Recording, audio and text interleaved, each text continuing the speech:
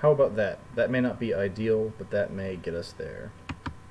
Via charades. I don't think we do in charades. Oh, what in the hell?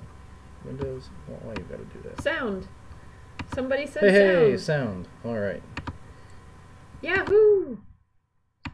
Alright, we may have to do that again when we switch scenes, but we'll see how that goes. Did you see my awesome Pokeball throw and catch and celebrate? Thanks, Little Monster, for the heads up. We were not aware that we were silent at the time. Nope. So we will briefly start over. I'm Kevin, this is Heather, this is Let's Play Games West Virginia, and today is PokéMonday. Woo! So we wanted to tell Jason to save on to an extra Grimer for the Meltan quest, which we're going to talk about a little bit later today. Thanks for tuning in to Let's Play Games West Virginia. We're a group of West Virginian gamers, and we look forward to sharing that with you every day of the week here on Let's Play Games West Virginia. So let's get into it.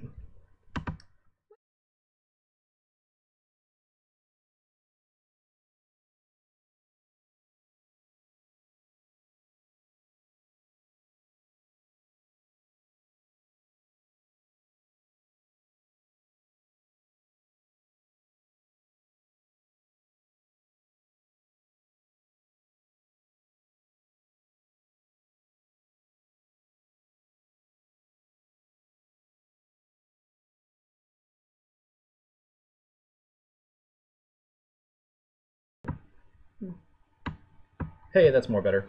So we want to talk about the Meltan Special Quest, which is a special research quest in Pokemon Go. We wanted to tell Jason to make sure he saves one Grimer to evolve, because that is a part on the third section of the Meltan quest.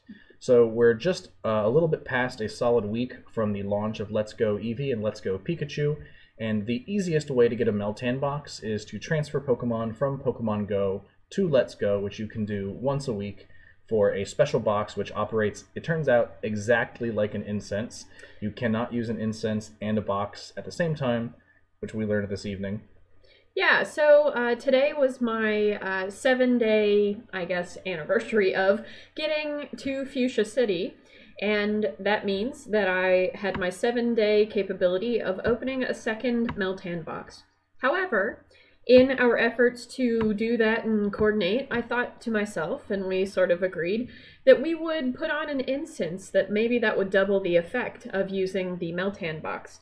But it turns out that that is the exact same thing, basically, aside from attracting Meltan.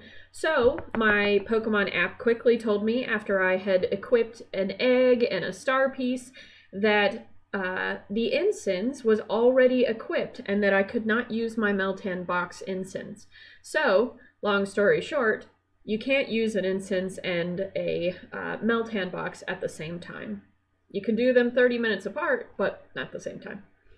So that's the best and fastest way to get a Meltan box, to get the mythic Pokemon Meltan, of which you need a bunch to evolve. However, it's not the only way to do that. But first I wanted to mention, you actually don't have to own Let's Go Eevee or Let's Go Pikachu to do that. You can attach your Pokemon Go to a friend or spouse's Switch and their game and still use that effect. And it doesn't harm them, and it only kind of aids you. And it doesn't affect the narrative for the main player. So the only thing different is that through the connection capabilities, instead of linking your own Pokemon Go account, you're able to link them. Now, I don't know if Nintendo intended that to be the case, or if Niantic is okay with that, but essentially that's the function. So he was able to send me like a Pokemon and get his Meltan box for that. Again, that's not his main game, so he doesn't have his own Let's Go Eevee, but I have been playing it through, and we thought we would give it a try, and it worked. So not sure if you'll probably have success with it. I don't want to say that 100% you will, but chances are that may be similar. So that game dropped last Friday, and we actually streamed six and a quarter hours of Let's Go Eevee that night. And you can, if you're interested in 6 hours of us playing Pokemon Let's Go. And fighting Scary Gary. You can check that out on the YouTube. Just search for LPGWV Kevin, and that'll certainly bring it up. But you've actually already finished the game, right? Yeah, so I finished it a couple days ago. I finally beat the Pokemon League and beat Scary Gary, spoilers. And so I have already finished that. I've caught all of my legendaries. but I have still yet to finish my Pokedex. So I do have some leftover work to do, but I've sunk about 39 hours, I think maybe 40 by now, into the game, and I have completed all of the major tasks. Now the only thing left for me to do is to go and fight the ace trainers who have one particular focus Pokemon. So that's sort of my task. Now I have gotten all of the legendary birds, and actually I got 2 of those legendary birds, no 3, all before I met with the ace trainer, all before I met with the Pokemon League. So it is possible to go do that as long as you're in a good spot. And I used both my Articuno and my Zapdos in my Pokemon League fighting. So it's possible, if that's something you're interested in, to do it that way. One other note I will add to that is that as you finish the game, and when you get your Mewtwo, if you let him out of the Pokeball, will actually scout items for you. So that is kind of a nice perk. He will sort of turn at you and look at you and sort of do a little emoji, in which case he's finding you things like a bag of Stardust in the middle of a cave, or finding you Pokeballs. So that's kind of cool, but just as a future note for those of you who are playing Let's Go. But if you don't have Let's Go and you don't have a friend or someone close to you who is playing, there is another way for you to get a Meltan box, which is by completing the special research for Meltan, which is a 9-part special research. Now, there's been this period for the last 7 days or so where certain things are easy to do. If you've noticed, there's been increased spawns of Anorith, increased spawns of Magnemite, Gulpin, Slugma, Pikachu and Eevee also, and those are sort of to aid you in getting through that. I've had a little bit of a time crunch lately, so I haven't been able to devote as much time to the game as I would like, but I've ended up on the 4th of 9 stages as of today. But that window ends tomorrow midday if you're on the eastern part of the US. So if you haven't had a chance, you may want to make the best use you can in the early hours tomorrow morning. I will say that in terms of the tasks, I am on window number 5 of 9. Because I've been playing Let's Go like a mad fiend, I have not spent all of my time playing Pokemon Go. But on the 5th set of the special research tasks, you have to battle in 10 raids. So if you are not somebody who sinks money into the game, that's probably going to take you some time, but that will put a damper on some things, because the next set of tasks, I believe, has catch Omanite or Kabuto in the tasks. So just know that that's coming. It may take you a long time to finish that if you're not going to complete it by tomorrow. I don't think I will be completing it, but I do hope to make good progress. So Nixter asked a question about catching a shiny Eevee and how to get a shiny Umbreon. So there's 2 methods to do that. One, if you haven't used the naming trick, you can do that now. There is a naming trick, which I would have to Google the specifics. I think it's Tamao, T-A-M-A-O for Umbreon, but I would need to check that. If you haven't done this once before, you can rename an Eevee this particular name, and it will force one evolution, or that evolution, one time. The other more common way to get an Umbreon or an Espeon is to walk with that Pokemon as your buddy for 10 kilometers, and while it is your buddy, if you evolve it during the daylight hours, you get Espeon. If you evolve it during the evening hours, you get Umbreon. And you want to make sure that the actual background of the game has changed from the day to the night, or vice versa, not just go by how the sky looks where you live, or else you may be disappointed. If you walk it and you evolve it and it's not your buddy, you may get stuck with one of the primary evolutions. Mm-hmm. So I find that the walking method is pretty much a surefire way to get that to happen. If you're not sure about the naming convention, I would check that out first. But walking it with your buddy, or as your buddy, is definitely a good way to do that. I have done that a couple times with the shinies and as part of the special researches, so you should know that. So the naming trick for Eevee, it works one time for each evolution. The name to force an Espeon is Sakura, S-A-K-U-R-A. For Umbreon, it is Tamao, T-A-M-A-O. For Vaporeon, it is Rainer, R-A-I-N-E-R. For Jolteon, it's Sparky, in the usual way. And for Flareon, it is Pyro, P-Y-R-O.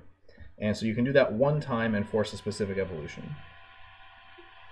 Which one you choose kind of may depend on where you might need something for battle Pokemon, or it might also just be which you like. So I think the shiny Umbreon looks really cool, but it isn't as in-your-face a difference as some of the other shiny evolutions. Really just the stripe on its ear and tail changes. But it does look cool. But I think it looks really cool. So that's just up to you, whether you're looking for a battle Pokemon or you're just going for that aesthetic. During the last EV Community Day, I was able to get a shiny for each of those current evolutions, so I have a whole slot of those. But if you've missed that, we'll talk about this a little bit later in the stream. There's going to be a special event coming up in very early December, early December, like in a couple days. Like in a couple of days, where you'll have an opportunity to catch any Community Day Pokemon over a 3-day period with increased shiny rates. So stay tuned for that later in the stream, and we'll talk about that a bit more. But as you can see on the screen currently, there is a Cressalia, crescent Pokemon, avocado shape, I don't know, whatever you want to call this Pokemon. We have our new 5-star, sorry, words are hard. We have our new 5-star Battle Raid Pokemon that is available now. And it is proving to be a sort of interesting raid boss. The Pokemon itself, Cressalia, is particularly weak to battle Pokemon that are similar to like we've been using for Giratina and for Mewtwo.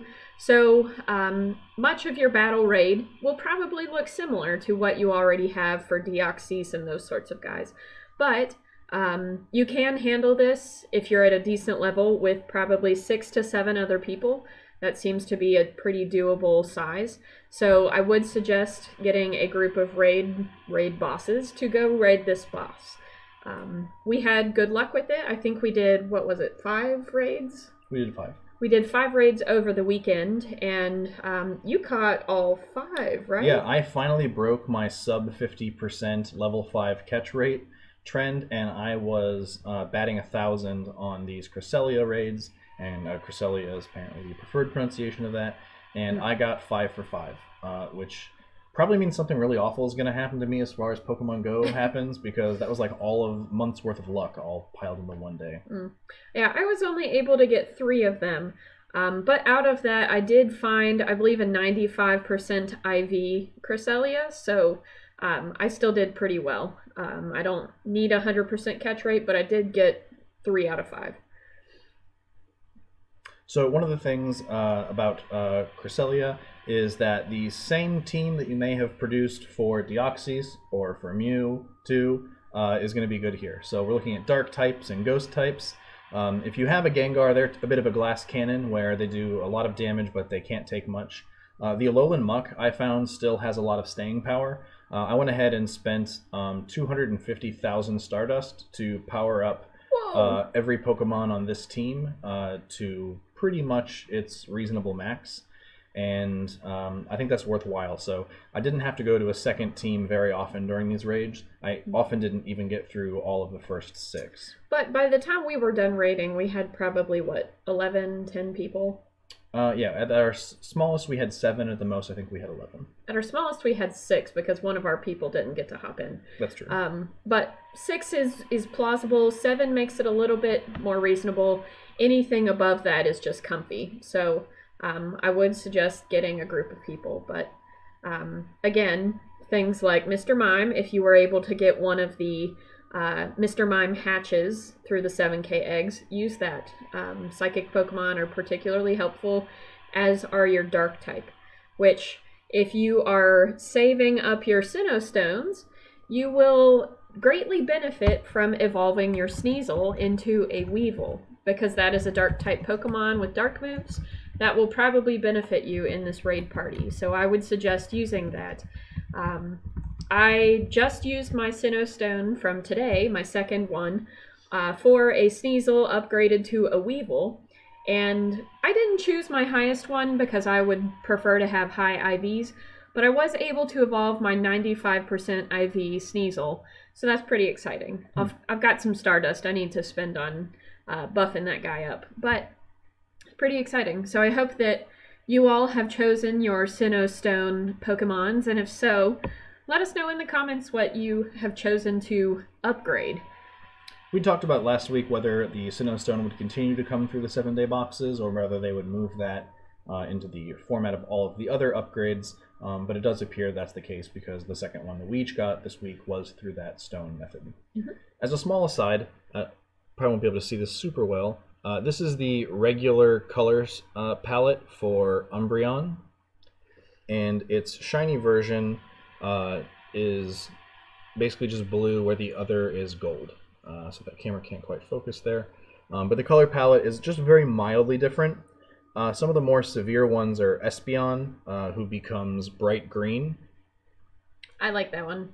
It looks cool. And Jolteon, who becomes kind of a sickly green. Which looks a little bit like Sad Vomit. Yeah, which that color wasn't quite popping up there so much.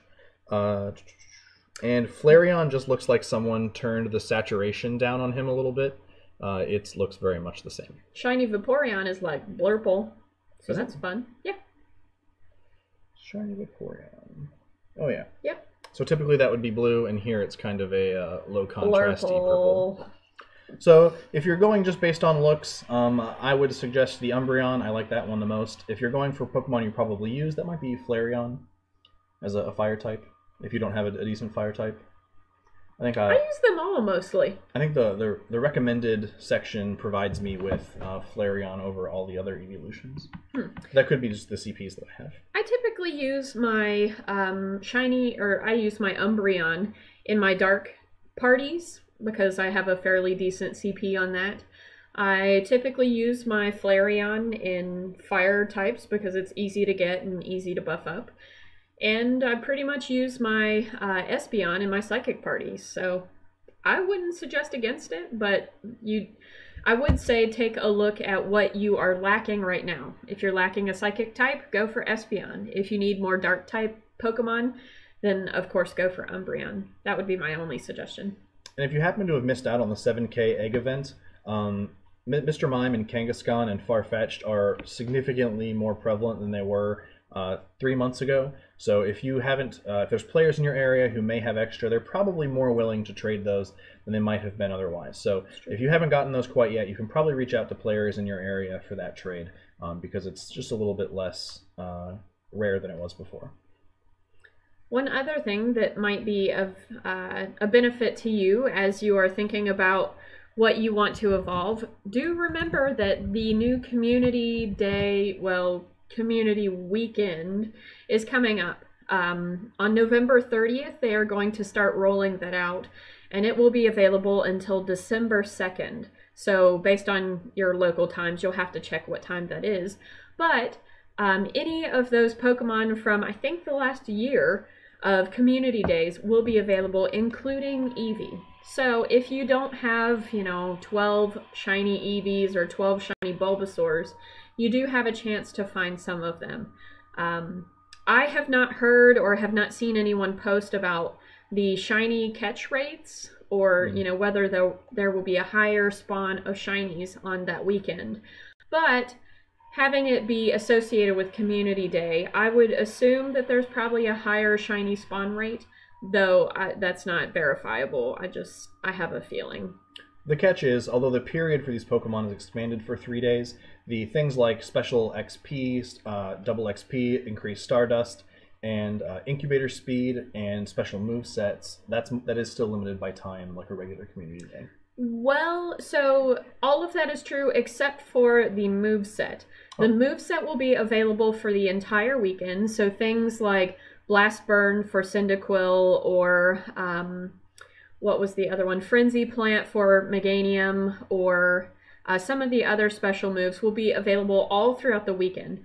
However, the Hatch and Stardust and Catch XP will only be for 3 hours on December 1st for your local time. So be sure to check that out.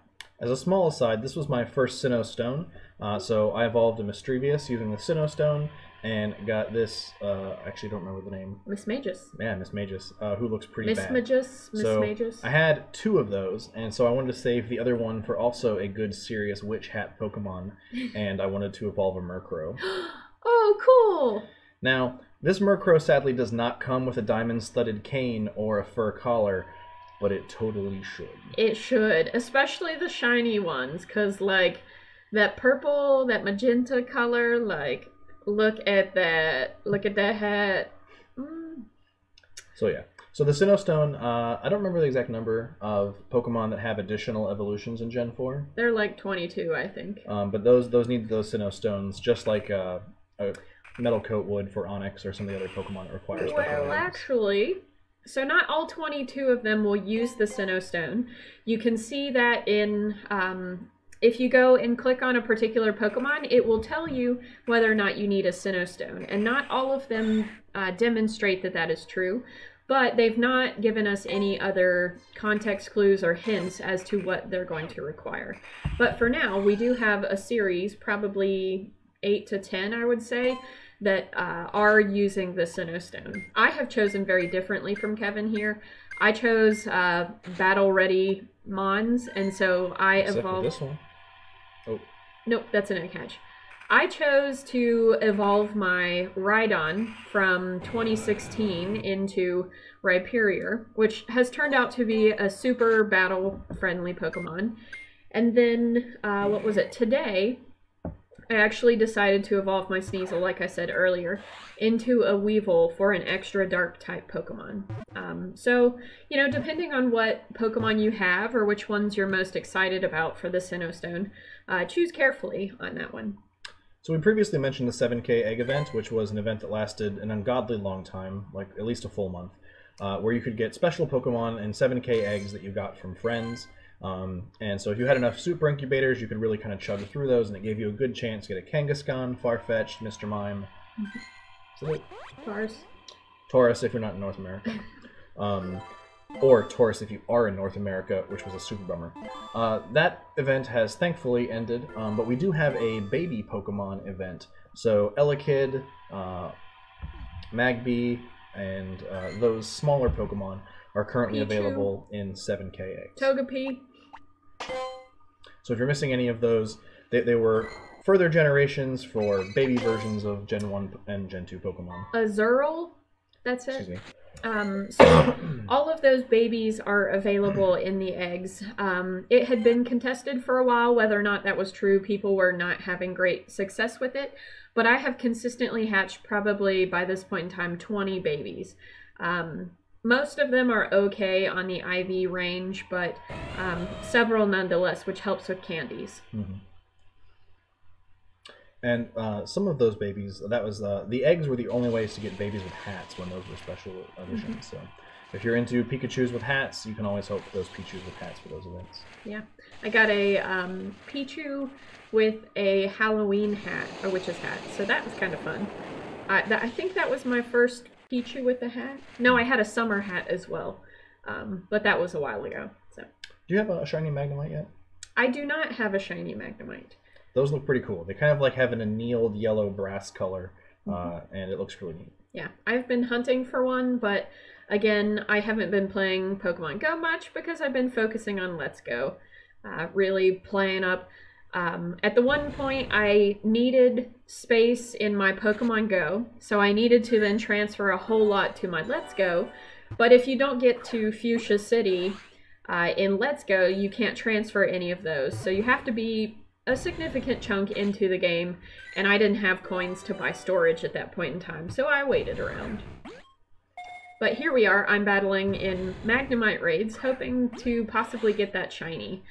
So you never know when you might encounter a shiny, but Magnemite raid is a 1-star raid by itself, so you can totally beat it. Yep, that's pretty much soloable for just about anyone who's been playing for any length of time. Yeah. That drops off precipitously at 3 and 4, however. Mm-hmm. There are some 3-star raids that you can very closely raid on your own, and then there are some 3-star raids that are impossible to raid on your own. The Silph Road often puts together solo and duo raid parties for specific level 5, 4, and 3 raids, and if you head over to their subreddit, you can search for those, and those are often helpful if that's something you're interested in or need to do as a matter of necessity. The trouble is, especially if you're in between level, say, 30 and 35, and you're trying to solo a level 3 raid, is to make sure that your Pokemon attack fast enough to be able to do damage in the time allotted. So they might be able to hang tight and take weather whatever that level 3 raid is, but if they're slow, i.e. a pile of Agrons, you may find that you're in a tough spot. So I found this was the case, even for me. I think at that point in time I was level 37. When I was trying to raid in a Jinx raid by myself, I was having terrible luck with some of the slower Pokemon like Aggron and Tyranitar, but I was having exceptional luck with things like Golem, things that are fast attackers. Their DPS is quite high. So if you are able to think about that as you prepare for raids, that might help you in those endeavors. Yeah, definitely. And obviously, if you are raiding in your community, you should make a point at hitting the X-Raid eligible gyms as often as possible to increase your chance for X-Raid invites. Yeah, so actually I received an X-Raid invite from one of our eligible gyms after having raided a 1-star raid by myself, because I had not been to that gym in quite some time. I had not raided there since, well, probably since the Gengar day, and I actually got an invite for a raid there. Now, it is also coincidental that I have, I think, a gold, either a gold or platinum gym badge there, but I was doing a 1-star raid and got an X-Raid invite. So it's not too late to get those. It is still possible. But we've had plenty, so we're not in a dearth here. They haven't announced, let's see, we have not seen any of the other forms of Deoxys for those X-Rays. We have just seen the standard form. Yep. Now, we did see people already build parties for the speed, defense, and attack forms of Deoxys, but thus far that has not been necessary. And it's thus far been the same raid party for Mewtwo, for Deoxys, and now for Cressalia and level 5. And Giratina. And Giratina, right? Yeah.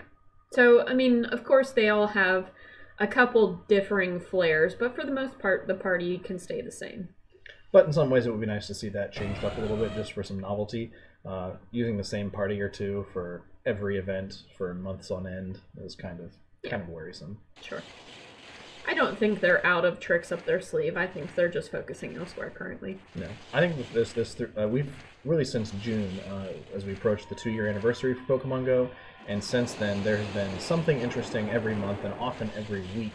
And often every couple days. Yeah, sometimes 5 news announcements in a week. But this 3-day long period is excellent because I started playing again in June, and I missed the opportunity for Shiny Charizard and for a few others. And so the Shiny Charmander Charizard is like top of my list for shinies that I want.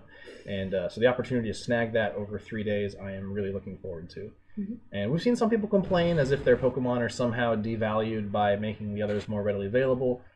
But, you know, everyone's kind of playing their own game, and usually people are helpful in trying to fill out your Pokedex and get those things that you want. And so I don't really subscribe to that. I think it's great to get more people in the game and get more people the opportunity to complete it satisfactorily. And for me, that means a Shiny Charizard.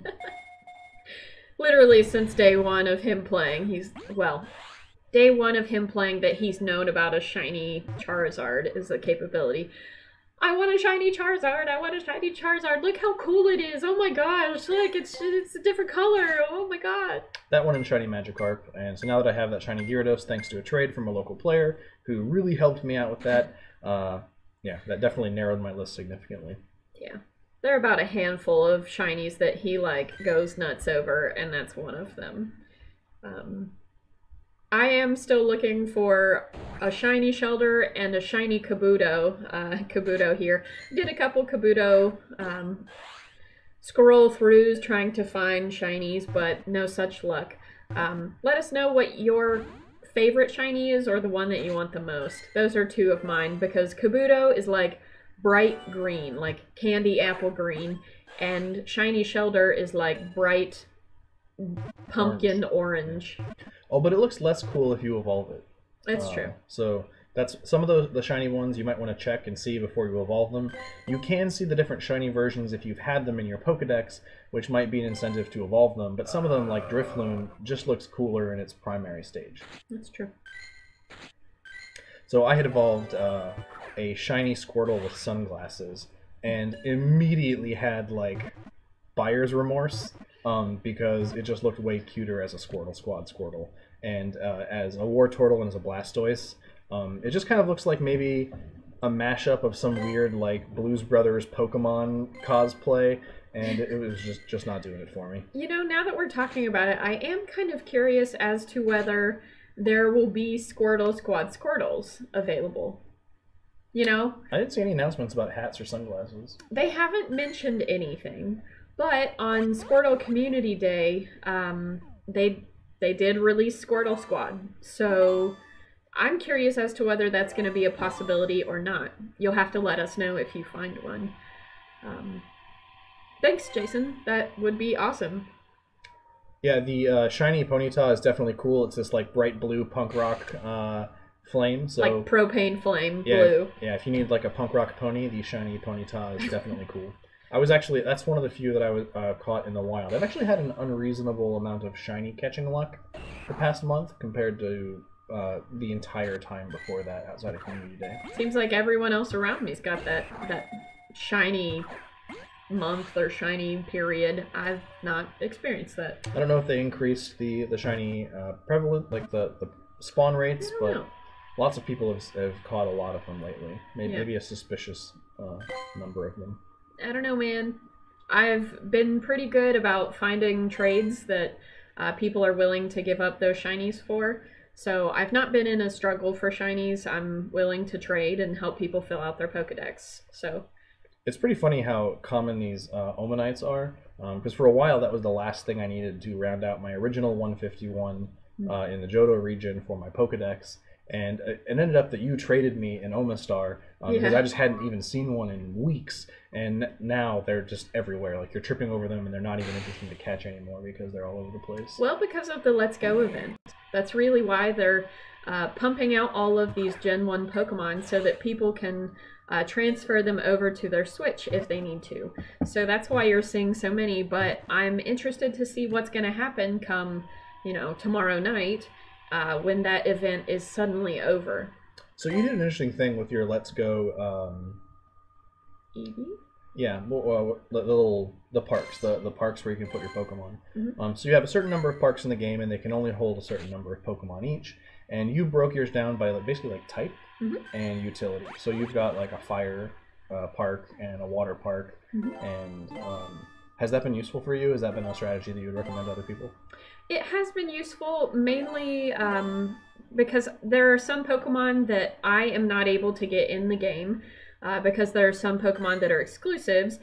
For me, it helps to categorize those into types so that when I go back to try and find them, that I can go straight to, let's say, Park 1, where there's going to be Fire-type Pokemon. So for me, that has been a really helpful method to organize them so that I can know that, if I need an extra Vulpix, it's going to be in Park 1 because it's Fire. Or if I need an extra Pikachu, heaven forbid, that's going to be in Park 2. So, yes, there are only 50 slots available in each Go Park, but generally I've been keeping a list of them so I can go to 2 places rather than 20 places. It's been a little bit frustrating, though, because you have to re-catch those Pokemon. So you have to use your in-game Let's Go Pokeballs, which you have purchased with in-game currency, and so you've already caught it once, and now you have to catch it a second time. It's true, but... which is a little bit of a bummer. It is a little bit of a bummer, but here's the thing. If you've transferred it over, like, for instance, I transferred over an Arcanine into a Go Park. I then had to catch it in the Go Park, but, after 5 or 6 Pokeballs, Arcanine ran away. But it's not going to be like in Pokemon Go where it suddenly disappears. That Pokemon is still in that Go Park, and I can still go and catch it, and as a fact... it stood right there in front of my face, so I could literally go right back to catching it again. It will take a lot of resources, but it's possible if you're really interested in filling out that Pokedex. About how many hours do you think it took you to end up at the Elite 8? 30? No, so here's the thing. I sort of meandered my way. I thought... once I got to level 50, it was sort of the recommended baseline for when you go against the Elite Four. I sort of dilly-dallied around, I fought some more people, I got my Pokemon more experience, so I didn't take the most direct route. I sort of did a circuitous route before I finally battled them. But what that happened to mean then is that my Pokemon were way leveled up and that I was super ready to just blast through all of the Elite Four. I think it took me in total probably about 36 to 30, well, somewhere between 35 and 37 hours to get through the Elite Four. After that, I've just been playing around. But again, I took a slow stroll through that game. I say slow, but I beat it in a week. So, you know, it depends on what your goals are for the game. But I really wanted a Mewtwo. So that's why I powered through, and I powered through to get those Pokemon into the Go Park. So one of the things that people talk about when they purchase new games is replay value. Do you see yourself starting over and playing the game again? I would say so. I would find it interesting to be able to play the Eevee version rather than... Oh, sorry. Yeah. I would find it interesting to play the Pikachu version rather than the Eevee version that I purchased. But that being said, I probably would start over again if I needed to. But as of now, I have transferred over Pokemon from Pokemon Go. So I don't know that I want to start a whole new adventure, but that's my own sense of not wanting to discard those Pokemon. I'm sure you could. I'm sure it would have some value, and you could do some things differently, but I would probably play it again. So it looks like there's a Punk Rock Pony and a Pumpkin Spice Chikorita in the trade here? Yeah, so when we were doing Cressalia raids, we had lined up a special trade. One of our friends missed the Pumpkin Spice Day for Chikorita, and I offered to provide some White Girl Pumpkin Spice. And she also suggested that, you know, she had an extra Ponyta that she would be willing to give up, and I didn't catch one. So we were helping each other out and trading shinies. So that was pretty exciting. I got my own Propane Flame Pony. Were you guys at a friend level if that wasn't too expensive, or how was that for a shiny trade? Yeah, I think we may be at best friends. If not, we're definitely ultra friends. So it wasn't too expensive on the shiny. I think it was 80,000, but it was still counted as your special trade for the day. Sure. So if you've played Let's Go and you haven't popped a Pokemon out of the ball, you can have Pokemon travel outside of the Pokeball with you in addition to your buddy, which has not really been a thing in previous games. But if it's a large Pokemon, you can ride them. So you can ride on an Arcanine or the back of an Aerodactyl, Charizard, or you can cling to the front of a Snorlax in a hilarious sort of way. You can grapple a Snorlax belly with your buddy. So after you've acquired a Pokeflute, you should definitely head over, snag a Snorlax, and then pop a ride and run on that dude just for the lulz. It's pretty ridiculous. Actually, two Snorlaxes. I'm not sure. Snorlaxes, we'll go with that. There are two that you can catch if you are willing to go get that Pokeflute from Mr. Fuji. So if you're willing to do that, get Snorlax and then grapple his belly. Does Fuji have it or Giovanni have it? Fuji. Giovanni has the Silphco. Right. Binoculars. Right. Which you need the Silph Scope to get the to Silph Fuji Scope. to get the Pokeflute. That's true. Right. So go battle with Team Rocket to get your Silph Scope, to then go to Lavender Town to beat Fuji, or get rid of all of the sad Gengar storyline, and then get yourself a flute. So Battlehorn asks, how long does it take to get to this spot in Pokemon Go?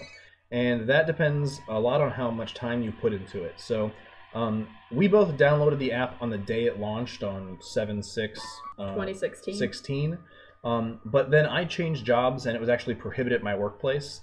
So I basically quit playing until this June. So previous to that, I was at level 16. So when I started playing again in June, I was at level 16. And now I'm smack in the middle of level 35, between 35 and 36. Heather's been playing almost continuously since then, maybe with a one largish break. Yeah, I think there were probably 4 to 6 months that I played only for a daily catch and maybe only a daily Pokestop, if that. And with varying amounts of intensity. Yeah, absolutely. But you're at 37 now? No, I am at, let's see, 38, and I am about 30,000 XP away from level 39. So the way the Pokemon leveling system works is each level is basically double the XP that it took to get to the previous one. And that's an exponential explosion. So you can get to level 20 pretty quickly, and then right around the time of level 35, it slows way the hell down.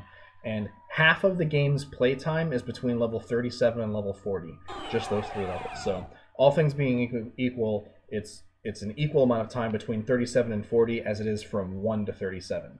So the way the game progresses and kind of the reward system that it builds, so at first you're going out there and you're doing just a few things and you're leveling up and you're getting faster, you're getting new powers and new Pokemon and new items, and then very slowly that peters out into a long, arduous grind. And that really starts somewhere between 30 and 35, but it really sets in at 35, where previously you can pop an egg, evolve a bunch of Pokemon, hit a few raids, and hit a level, and then once you hit about 35, it almost seems as if nothing you do gives you enough experience to like make a significant dent in that progress bar. So it really just depends on how much you've been playing. I've got about, I'd say, 8 months of almost daily play, if you collapse my break into nothingness, to get to level 35.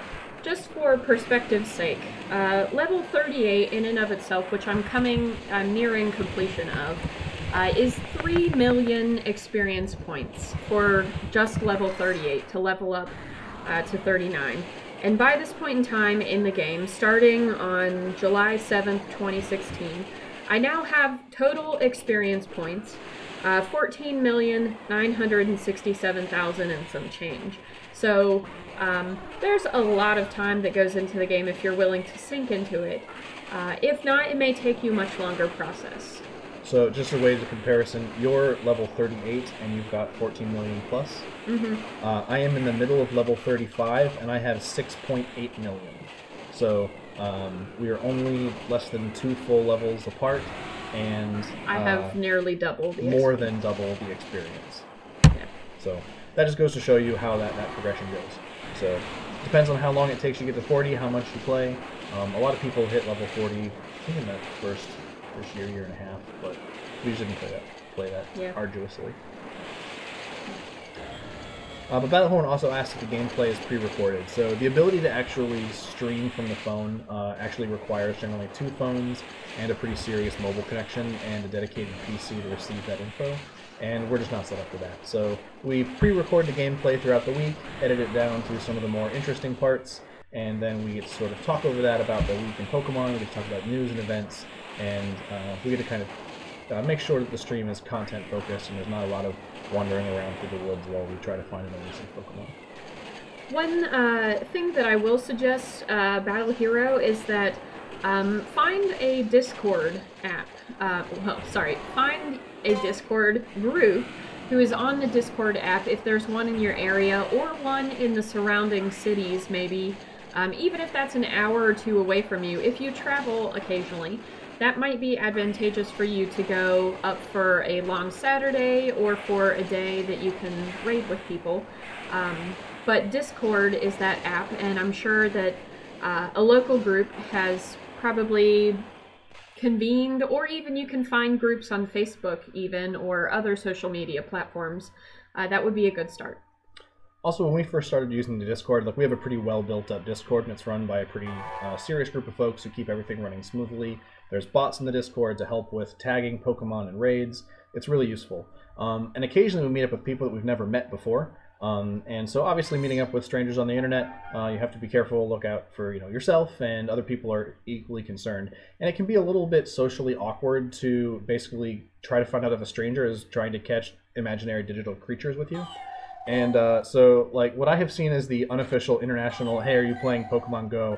Which is your phone in this hand and a Pokemon Go Plus and kind of a plaintive look is that you? And usually it's hey, yeah, we're here for the raid. And then, windows roll down and people hop out, and it's, pretty easy after that. But that's what I've seen thus far, is if you're planning to meet with someone that you haven't met before, it's basically just like, are you doing this thing? Excellent. And if they're not, you'll get that kind of confused look, and then you're like, oh, sorry, I was looking for something else. It's like that normal, awkward, you're not a nerd look, or you're a nerd kind of look, like that one where somebody recognizes that you are a nerd, and you go, oh, okay, cool, you're not my type, and then you move on about your day. It's sort of similar to that if they're not a Go player. If they are, you might have just made a new friend. So if you're willing to be awkward, which I totally am, I don't care, then go for it. But yeah, so that's the thing that I do, is I'll hold up my Pokemon Go Plus dongle on the phone and be like, are you playing this game?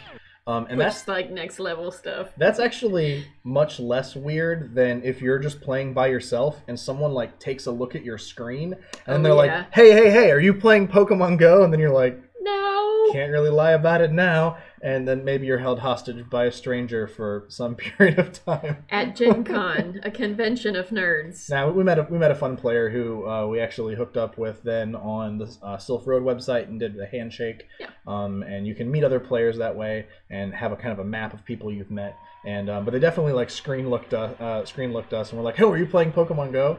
And don't screen look. That ended up with like a 20-minute conversation. So that was maybe a little bit. That's not kosher. Some boundaries there, but yeah, it was okay. But I think asking like hey, are you doing this, is a lot safer than trying to take a peek. Long story short, be a decent human. Don't be creepy. Find some people. That's all right. Yeah, no problem, Battlehorn. Thanks for tuning in. We actually do this every week on Monday, so feel free to come back every Monday. You can give us a follow to get that notification, and we appreciate everyone who's in the chat hanging out with us. And we hang out and we get weird with Pokemon. Not in the creepy sort of way like we're talking about, but we do fangirl over Pokemon every Monday, so. So these are, this last weekend, the 5 raids for Cressalia that I had done, which blew away my previous about 47% catch rate for level 5s. I batted 1,000, caught 5 for 5 this time. The IVs weren't the greatest. It was a spread from like 73 to 87-ish as percent IVs. If you haven't been playing a whole lot and you're not into the nitty-gritty, the IVs are individual variables, which are a hidden stat, and it basically determines the max CP combat power of that Pokemon, and it represents about an 8% difference between all 0s and all 15s. Which isn't really a large difference. I have several Pokemon that are pretty crappy IVs before I knew that was a thing. And their stats, at least their CP, is still fairly high, so I still use them in battles. It's not as if I have discarded them because they're of no value. It's just that, they're not 100% or they're not special. They're just regular evolved mons.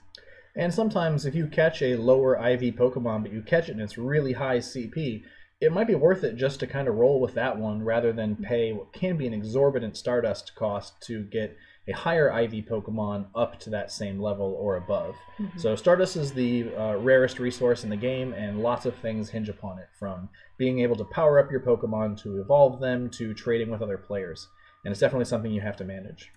Battle Hero, I would say that I IV check many of my Pokemon. I wouldn't say that I check all of them, because sometimes, if you hatch 3 eggs in a row and you're currently trying to actively catch something else, I don't always do that, but I do a significant portion of them. So you can do that in-game by the appraisal system, and once you get a feel for what that looks like, if your Team Mystic is a Wonder is the top tier, so you can say, all right, it's already is a Wonder, star or favorite that, and then I'll come back later and use Pokegenie to verify that or something.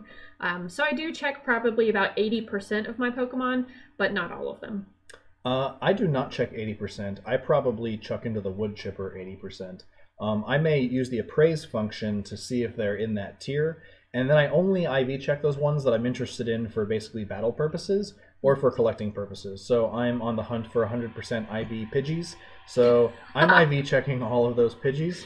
The only human alive ever. But, so, mild humble brag, I had my first Meltan box recently, and this evening, I snagged, yeah, it's hard to see, this Meltan. I ended up with 9 Meltan at the end of that event, and so I quickly appraised them, starred any one which is a Wonder, since we're Team Mystic, and then IV checked that. And I ended up with a 93% IV Meltan, which Humble is brag. pretty decent, but he's pretty, middling CP. He's 300 CP. So when I finally evolved that to a Melmetal, this is the one I want to evolve, unless I catch one that's higher IV in future boxes.